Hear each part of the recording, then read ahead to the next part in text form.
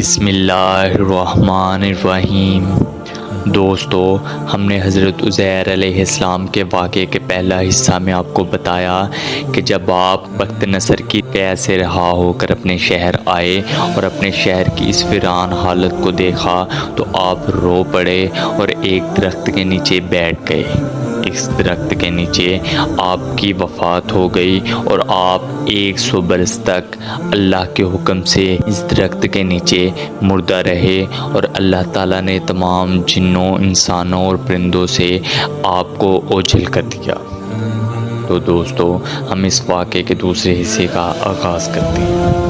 دوستو، جب حضرت عزیر علیہ السلام کو پورے 100 برس وفات کی حالت میں ہو گئے تو اللہ تعالیٰ نے آپ کو زندہ فرمایا تو آپ نے دیکھا کہ آپ کا گدھا مر چکا ہے اور اس کی ہڈیاں گل سڑ کر ادھر ادھر بکھری پڑی ہیں، مگر تھیلے میں رکھے ہوئے پھل اور مشک میں رکھا ہوا انگور کا شیرہ بالکل خراب نہیں ہوا، نہ پھلوں میں تغیر، نہ شیرے میں کوئی بو باس یا بدمزگی پیدا ہوئی ہے۔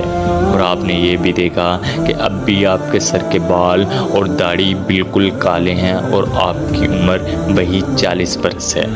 آپ حیران ہو کر سوچ و بچار میں پڑے ہوئے تھے کہ آپ پر وحی اتری اور اللہ تعالیٰ نے آپ سے دریافت فرمایا کہ اے عزیر، آپ کتنے دنوں تک یہاں رہے؟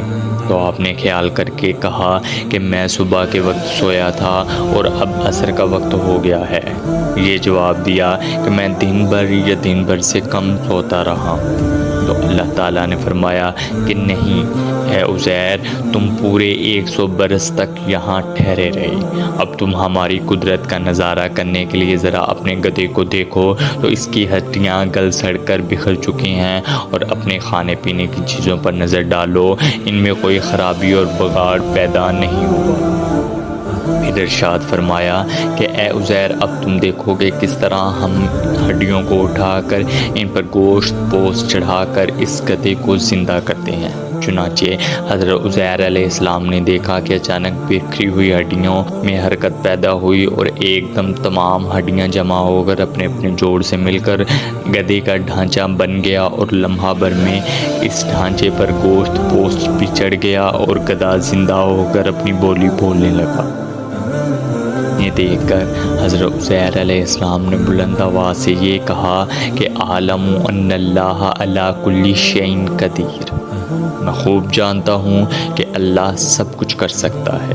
اس کے بعد حضرت عزیر علیہ السلام شہر کا دورہ فرماتے ہوئے اس جگہ پہنچ گئے جہاں 100 برس پہلے آپ کا مکان تھا۔ تو نہ کسی نے آپ کو پہچانا اور نہ آپ نے کسی کو پہچانا۔ ہاں، البتہ یہ دیکھا کہ ایک بہت ہی بوڑھی اور اپاہج عورت مکان کے پاس بیٹھی ہے جس نے اپنے بچپن میں حضرت عزیر علیہ السلام کو دیکھا تھا۔ آپ نے اس سے پوچھا کہ کیا یہی عزیر کا مکان ہے؟ تو اس نے جواب دیا کہ جی ہاں۔ پھر بڑھیا نے کہا کہ عزیر کا کیا ذکر ہے؟ ان کو تو 100 برس ہو گئے، وہ بالکل ہی لاپتہ ہو چکے ہیں۔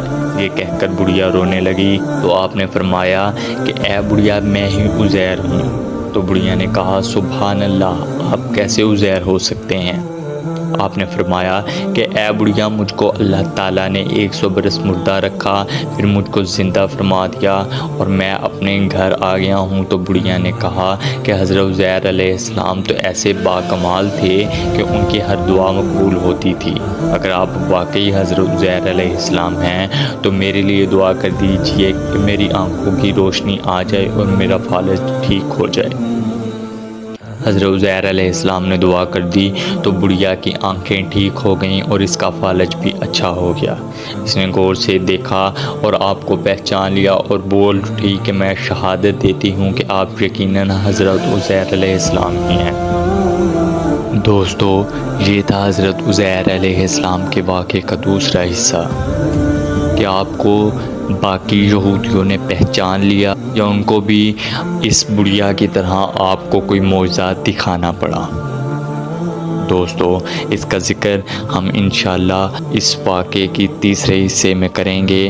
اگر آپ کو یہ ویڈیو پسند آئی ہے تو ویڈیو کو ضرور لائک کیجئے اور ہمارے چینل پر اس طرح کے قرآنی واقعات کی نئی نئی ویڈیوز دیکھنے کے لیے ہمارے چینل کو سبسکرائب کریں۔ شکریہ، خدا حافظ۔